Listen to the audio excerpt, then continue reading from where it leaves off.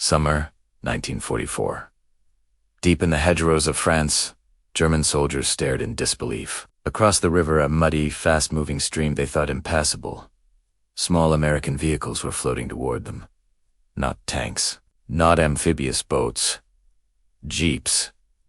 The same rugged little trucks that carried mail, rations, and wounded men were now gliding across the water like rafts. What the Germans were seeing was one of the strangest and most effective engineering tricks of the war. It began months earlier in England, when Allied planners realized their biggest problem after D-Day wouldn't be the beaches, it would be the rivers. France was a country of waterways.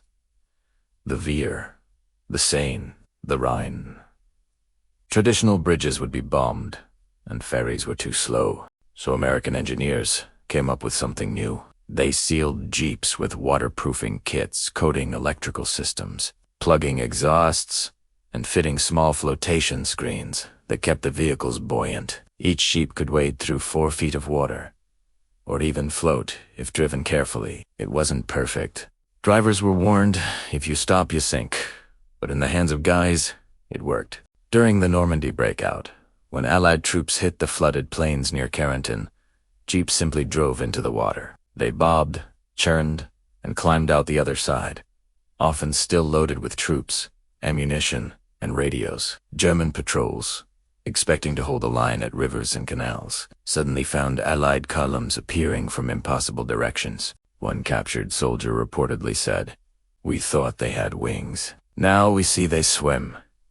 These amphibious modifications weren't limited to jeeps. Engineers created the DUKW, a 6-wheeled duck boat that could carry supplies straight from ship to shore to inland river crossings. It delivered ammunition, fuel, and even entire artillery pieces where no road existed. Together, the Jeep and the DUKW gave the Allies unmatched mobility.